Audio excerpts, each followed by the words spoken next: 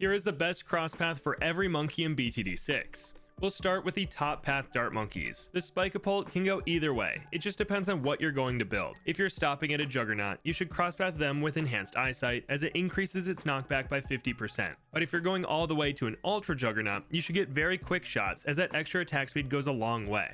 And because you should never really stop at a Spike-o-pult, you can base it off future upgrades. For the middle path, we have the triple shot, and this one's pretty balanced. If you need range or camo detection, you should make it a 0-3-2.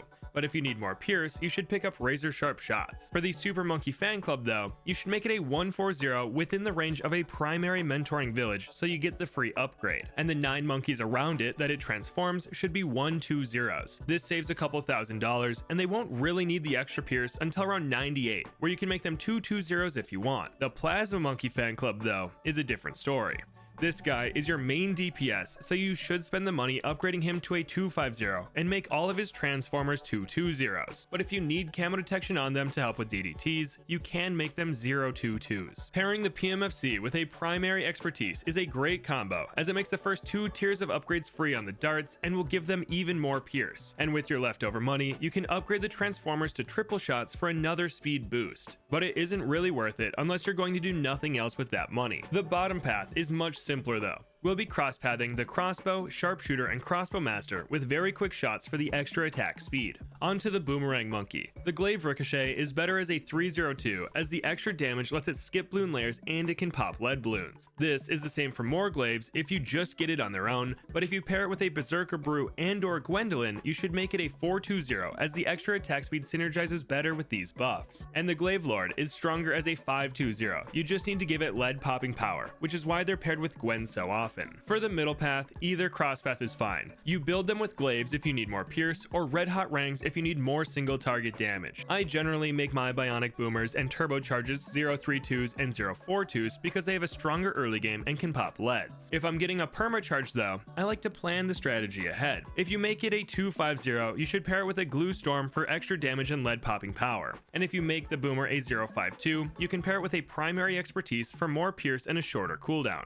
Both are perfectly fine chimp strategies. The bottom path depends on the map though. The Kylie is much better as a 0-2-3 as it already has a ton of base pierce, so the extra attack speed is better. This changes for Moab presses. The 2-0-4 is the preferred choice on maps with 1 entrance per round as it can better use all its pierce, but the 0-2-4 is better on maps with multiple tracks due to the extra pierce not being as helpful. Here, the 66% attack speed boost from the 0-2-4 outweighs the 50% increased knockback from the 2-0-4, and the Moab Domination should always be a 0-2-5. Next up, we have the bomb shooters. The top path is as easy as it gets. They should all be cross-pathed with missile launcher for the extra attack speed. The middle path is funny though. Moab Mauler should be left as 0-3-0s unless you have free upgrades from a primary mentoring or expertise village, where you can make them 1-3-0s and 2-3-0s respectively. This is the same for Moab Assassins, but if you go all the way to a Moab Eliminator, you should make it a 2-5-0 because the main attack is so strong that the extra pierce is great. The bottom path is interesting though.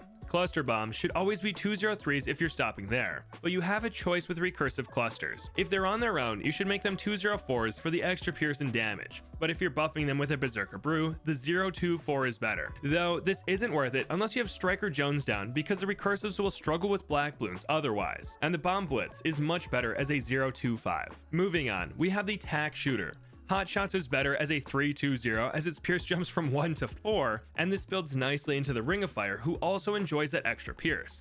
That being said, the Ring of Fire is perfectly fine being a 4-0-2 if you need a little more single target damage, and you can go either way with the Inferno Ring too. Technically, stacking buffs on the 5-0-2 will do more damage, but it's not make or break. The middle path confuses a lot of people. The Blade Shooter is better as a 2-3-0 for the extra attack speed, and you generally want the Super Maelstrom to be a 2-5-0, so its ability can take out ZOMGs quickly. Because of this, the Blade Maelstrom is usually a 2-4-0, but the 0-4-2 is just as good in a vacuum. And the bottom path is as easy as it gets. We'll be making them a 2-0-3, 2-0-4, and 2-0-5. Just as simple, we have the top path Ice Monkey. We'll be getting enhanced freeze on all of them, so a 3-1-0, 4-1-0, and 5-1-0. Deep freeze doesn't do anything important, so you can save your money. Admittedly though, I make my Super Brittles 520s because I like to fill out the upgrades on my tier 5s. The middle path depends on what you need. Arctic Winds are usually 032s to give them more range, make larger ice platforms, and let them permastall super ceramics. The Snowstorm should only be made as a 240 if you need camo detection on it or if you need it to freeze DDTs. If you don't need it for DDTs, but for cleaning up Moab and ceramic rushes, the 042 will help more. And the Absolute Zero should always be a 250 because its permafrost will keep the balloons slow even after they unfreeze. For the bottom path, we'll crosspath them all with Deep Freeze, so make them a 023, 024, and 025. The only exception to this is if you can't get the Impale to reliably hit DDTs. Then you should make it a 205, as buying a MIB for just this guy isn't worth it. Shifting gears, we have everyone's favorite monkey, the Glue Gunner. The top path is simple. We want that extra pierce, so get glue splatter. Technically, the Bloon Solver is fine as a 510 because that's the upgrade that gives its puddles extra pierce, but you'll probably need splatter on the liquefier to make the save up anyway. For the middle path, you need to plan ahead. The glue hose is better as a 130 before round 80 because it soaks through every layer, but better as a 032 once super ceramics start coming on rounds 81 and up, so you typically make it a 032 if you're not upgrading it anymore. The glue strike is better as a 240 for more burst damage, but the glue storm is better as a 052 because it needs the extra duration on the ability to hit every DDT on round 95, so you should plan ahead for what upgrade you're going to get before committing to a cross path here. If you do mess up and stop at a 042 glue strike, you'll be just fine as that extra duration is still pretty solid. The bottom path is pretty straightforward. Moab glue can be made as a 013 if you only need it to slow ZOMGs and BFBs, but if you have the money, making it a 023 will glue a good chunk of the Moabs too, and the Relentless glue and super glue should both have glue splatter for that extra pierce. Onto the last primary monkey, we have Desperado. Big Iron should be left as a 300 because it isn't worth the price to crosspath him. Once you make him a twin 6s though, you should make him a 420, and this extends to the Blazing Sun, who's best as a 520. The rest of Desperado is easy too. Deadeye, Bounty Hunter, and the Golden Justice should all be crosspathed with Standoff, while the Enforcer, Avenger, and Desert Phantom are all better with Bullseye. Moving on, we have the military monkeys, starting with the top path snipers. Deadly Precision is best as a 302 for the extra attack speed. Maim Moab is a bit more complicated though. The 420 is great for single lane maps, as his shrapnel will stun a ton of Moabs, but if you're on a multi-lane map, you should make it a 402. Just know that it will only be good for stalling DDTs or a single ZOMG. An amazing use case here on any map is making the Maim Moab a 402 and setting it to last. This will stall a single ZOMG for a super long time, letting you get your abilities back or for a permaspike to fully refill its pile. And the Cripple Moab is better as a 520. Its damage got cut in half recently, so the 502 doesn't do much these days, while the 520 shrapnel helps more for the extra stalling. The middle path is super easy. Bouncing Bullet, Supply Drop, and the Elite Sniper are all better with even faster firing if they're buffed by a Berserker Brew. Otherwise, they're better crosspath with large caliber.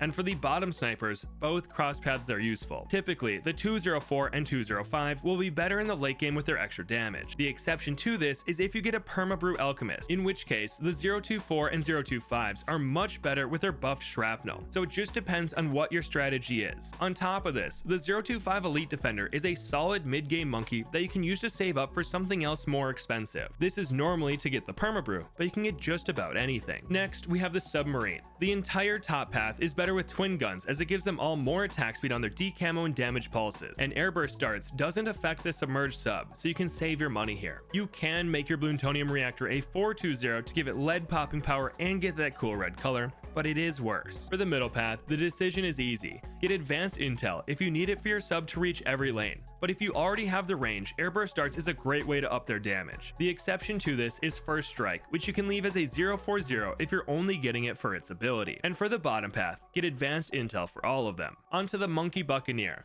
The Destroyer is better as a 320 as those extra projectiles add a ton of damage. But if you already have a hotshot Destroyer, you don't need more fire. Future Destroyers can stay as 310s. The Aircraft Carrier is also better as a 420 because the mid-game ceramics get fully popped by the burn damage if they get hit by a single grape. But the Carrier Flagship can go either way. The 502 is better on super spread out maps and or those that you can't use the boat's main attack. This crosspath gives the planes more pierce but less single target damage, and the planes and scrapes travel such a low distance that they're less consistent on spread out map. That being said, the 520 has a higher damage potential and is usually the way to go, especially if you can use its main attack and can pair it with Brickle for more pierce. The middle path is much easier. Crosspath them all with double shot for that extra attack speed and projectile. And the bottom path is really just for farming. You'll normally leave them uncrosspath unless you need more popping power to not lead, in which case you should pick up Grape Shot or Hot Shot if leads are the problem. Next, we have the Monkey Ace. The entire top path is better with sharper darts for the extra pierce, and you can pick up centered path if you need them to fly in better spots. The middle path is just as easy. Crosspath the Bomber Ace, Ground Zero, and Zara Bomba with rapid fire to make them attack faster. You can pick up lots more darts too, but their bomb attacks and abilities aren't affected by this, so it's not necessary. And the bottom path should all be crosspathed with lots more darts. Here, we actually use the main projectile, they get stronger with each upgrade, and the Seeking makes them all hit the balloons. So we want the extra attack speed and darts from the top crosspath. Moving on, we have the Heli Pilot, which is another easy one.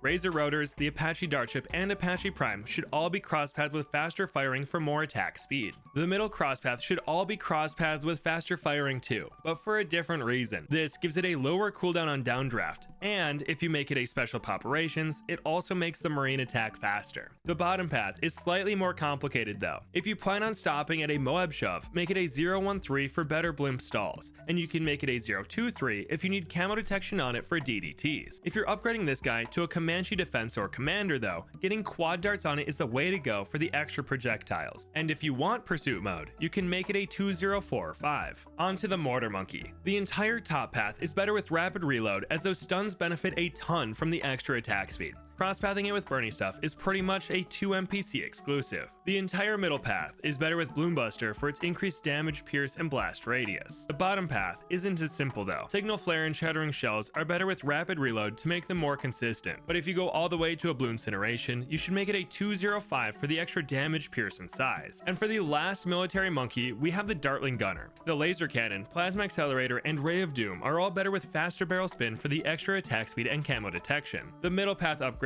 are all better with Laser Shock as it gives them the much needed accuracy and some extra damage. This damage affects the Hydra Rocket Pods and Rocket Storm much more than the MAD, so if you're able to, the MAD is just fine as a 150. The bottom path is also better with Laser Shock. The Bads and Bez should be made as 204s and 5s as the accuracy is huge with their spread out projectiles, and the Laser Shock adds a ton of damage. Technically, the tier 3 upgrade is better as a 023, but you almost never get a standalone buckshot. You should be making it a Bads, so Laser Shock is the way to go. Shifting gears, we have Magic Monkeys, and the wizard isn't straightforward. For example, the Arcane Mastery is better as a 302 in the early game as it gets extra range, pierce, and camo detection. However, if you plan on buffing it with an Alchemist or upgrading it further, you should make it a 320 as it synergizes better with Berserker Brew, and the middle crosspath is better for the Arcane Spike and Archmage. The only time you'd make a 502 wizard is if you needed more range on a certain map or if you need pierce over single target damage. The middle path is situational as you should normally crosspath them with Monkey Sense for the pierce and range, but sometimes you need their walls of fire in specific spots, and for this you should crosspath them with Guided Magic so you can place it wherever you want. And the bottom path is interesting. Shimmer doesn't need a crosspath, so you can leave it as a 003, or you can pick up Wall of Fire if you plan on making it a Necromancer. The reason the 024 Wizard is the preferred crosspath is because it pairs extremely well with Berserker Brew. The Prince of Darkness, though, is better as a 105 as his extra damage doesn't extend to his Wall of Fire anymore. Next up, the Super Monkey. The Sun Avatar is better as a 320 for the extra range and pierce. The 302 Savitar is great for its knockback and camo detection, but you should never have more than one of them. In a Savitar spamming strat, it's good to get a 302 and follow it up with a couple 320s. The Sun Temple and True Sun God should always be crosspathed with epic range though. You want them attacking as much as possible and cover as much of the map with their buffs. Similar to the Sun Avatar, the Robo Monkey is better as a 230. Getting a single 031 or 032 Robo is great in Robo spam strats, but in general, the pierce and attack speed of the top crosspath is better. This extends to the Tech Terror, but the 042 is surprisingly good at popping DDTs and it adds knockback to its ability. So make it a 042 if you're weaker to DDTs and a 240 if you're fine against them. And the Anti-Bloon should always be made as a 250. The Dark Knight, Dark Champion, and Legend of the Night should always be crosspathed with Plasma Blast for the extra attack speed. Moving on, we have the Ninja. The top path is as easy as it gets. crosspath them all with caltrops. If you need to save money, you can stop at seeking shuriken, but caltrops provide a level of consistency that's nice to have. The middle path is a bit odd though. The shinobi ninja is used just to buff the ninjas around it, and thus should be left as 0-3-0s. If you need more range on them to extend the buff, you can make them 0-3-1s. Bloon Sabotage is generally just used for its ability and should be left as a 0-4-0 to save money, and the Grand Saboteur is really only used with Jerry's Fire or Total Transformation strats, where you probably want the extra range, so the 0-5-2 is the way to go. For the bottom path, we have the Flash Bomb and Sticky Bomb that are both best crosspaths with Ninja Discipline. You want the extra attack speed of the top crosspath for the bombs, but you don't need the extra pierce on the shurikens. This changes for the Master Bomber that you should make as a 2-0-5. He gets a crazy amount of extra shuriken damage to stunned and stickied balloons, so it's worth picking up the extra upgrade. On to the Alchemist, who's probably the most confusing monkey in the game to crosspath.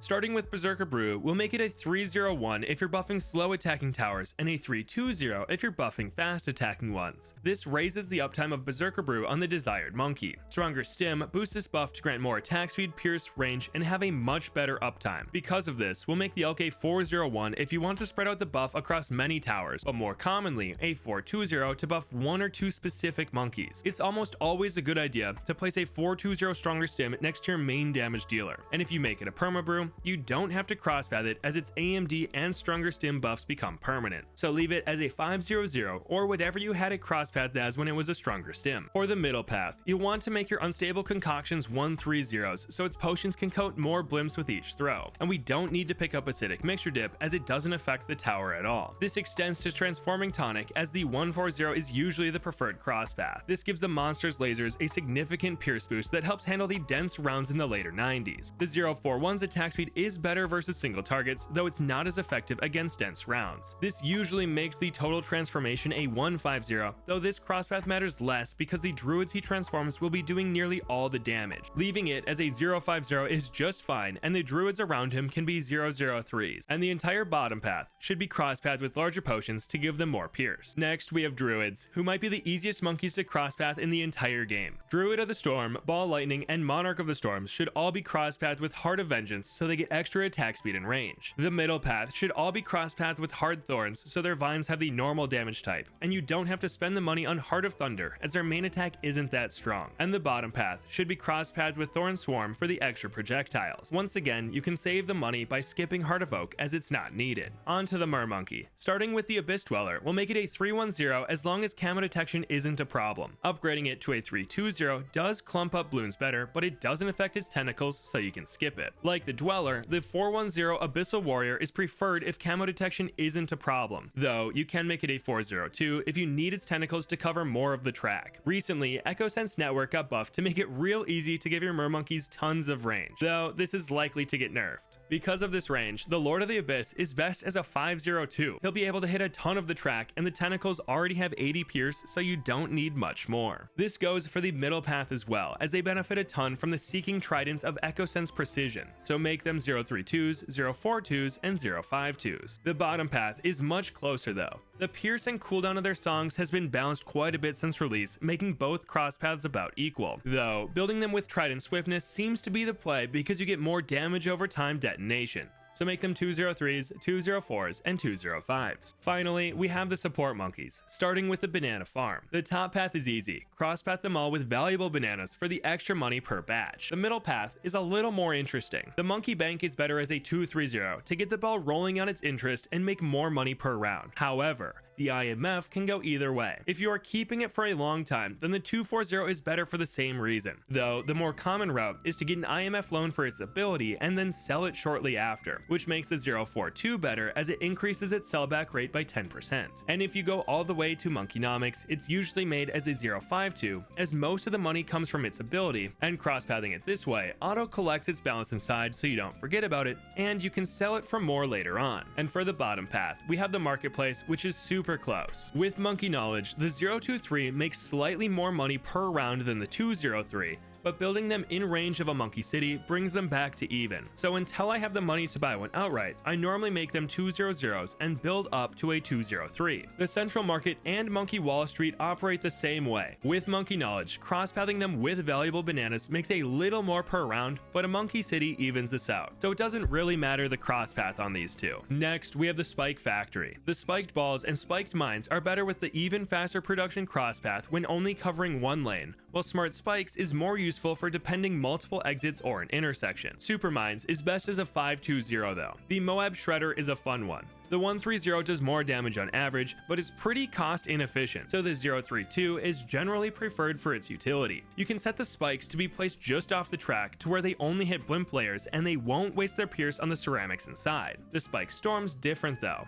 We'll make it a 240 for the extra pierce and DDT popping power. You can make it a 042 Spactory if you're on a map with alternating tracks, but there are just better options for round 100 damage, so this typically isn't purchased. The Carpet of Spikes can go either way though. The top crosspath is optimal in most cases, but the 052 is much better on maps with alternating lanes such as Erosion, Bazaar, or Muddy Puddles. And the bottom path is better with bigger stacks. This gives it slightly higher damage in most scenarios and reduces the number of AMDs needed for full uptime. So make your bottom path Spactories with bigger stacks and buff them with an Alchemist. Onto the Village, whose answer is it depends. For the primary training, mentoring, and expertise, pick up Radar Scanner if you need camo detection, or Monkey Commerce if you want to save money on surrounding monkeys. For the MIB, Call to Arms, and Homeland Defense, get Jungle Drums unless you already have that buff. Otherwise, get Monkey Commerce. And the Monkey Town, City, and Monkeyopolis should always have bigger radius to fit more farms in their range. Moving on, we have the Engineer. Sprockets, Sentry Expert, and Sentry Champion are all much better with Pin as they get extra pierce, and getting more range makes everything just go haywire. Cleansing Foam, Overclock, and Ultra Boost don't need to be crosspath unless you want more pierce on the foam, in which case you can make them 0x2s and get a little slow out of it. Otherwise, leave them on crosspath. For the bottom path, Double Gun is better as a 203 as the sentries shoot 2 projectiles instead of 1. However, if you're going to make this guy a Bloon Trap or XXXL Trap, the better crosspath is Deconstruction, as it lets you target where the trap will be placed and removes the fortified property when trapping the balloons, letting it trap much more before filling up. And finally, we have the Beast Handler, who is best not crosspath. Whatever beast you go is normally built alone to save money, as they get most of their power and utility after merging with other beasts. But that was the best crosspath for every monkey in BTD6.